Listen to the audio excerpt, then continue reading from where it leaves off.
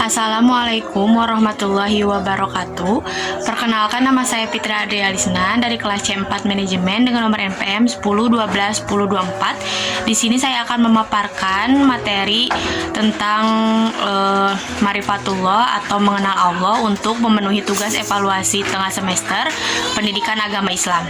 Selamat menyaksikan. Materi-materi yang akan saya sampaikan, yang pertama ada ahamiyatu marifatullah atau pentingnya mengenal Allah Subhanahu wa taala.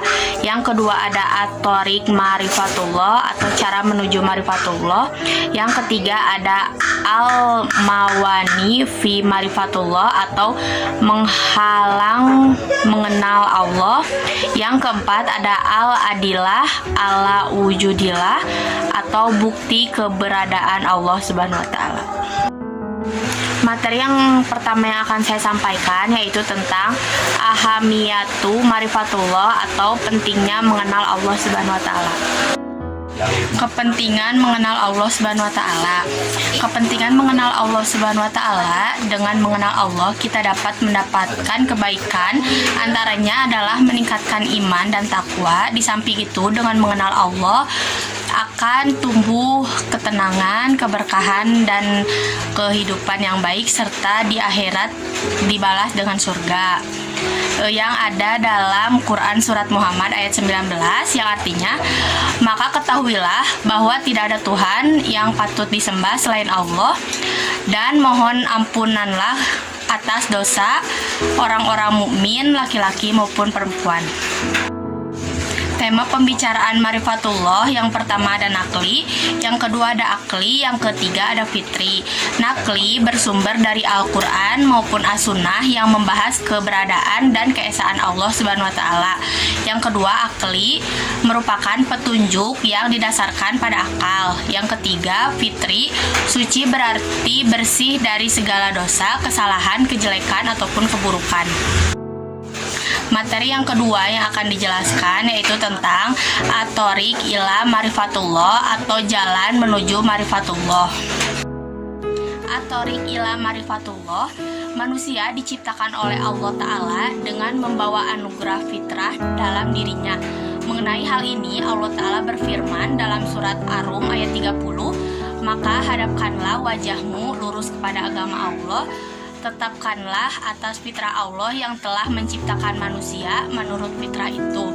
Tidak ada perubahan pada fitrah Allah, itulah agama yang lurus, tetapi kebanyakan manusia tidak mengetahuinya. Yang selanjutnya ada ayat-ayat. Yang pertama ada ayat kauliyah, yang kedua ada ayat kauniyah.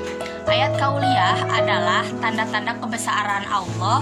Selain itu terdapat dalam Al-Quran Surat At-Taubah ayat 15 dengan arti, dan dia menghilangkan kemarahan hati mereka atau orang mukmin.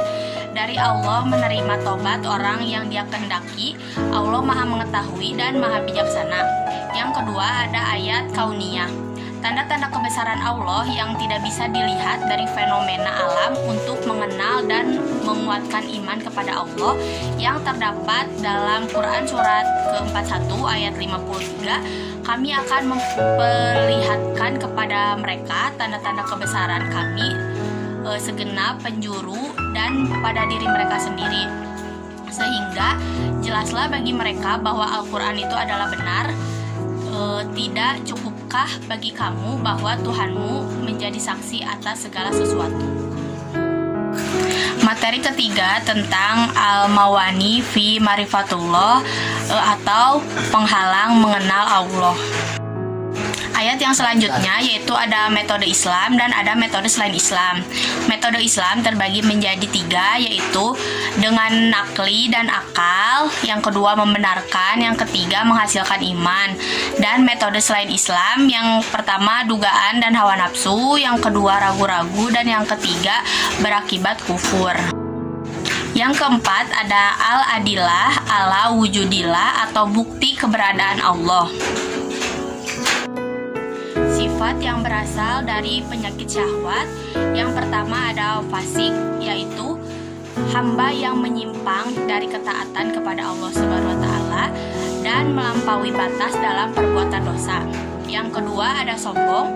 Sombong juga angkuh, takabur, arogan, dan lain-lain merupakan suatu perasaan atau emosi dalam hati yang dapat mengacu dua makna umum. Yang ketiga ada zolim. Zolim adalah meletakkan sesuatu atau perkara pada tempatnya. Orang yang berbuat zolim disebut zolimin, dan lawan kata dari zolim adalah adil. Yang keempat, dusta. Dusta adalah pelanggaran paling serius terhadap kebenaran. Berdusta berarti berbicara atau berbuat melawan kebenaran untuk menyesatkan orang yang mempunyai hak untuk mengetahui kebenaran. Yang selanjutnya ada banyak dosa. Orang yang selalu melakukan kesalahan di dunia ini maka menjadi orang yang banyak dosa. Yang selanjutnya ada sifat yang berasal dari penyakit subhat. Yang pertama ada jahil, bodoh yang dengannya orang berbuat maksiat.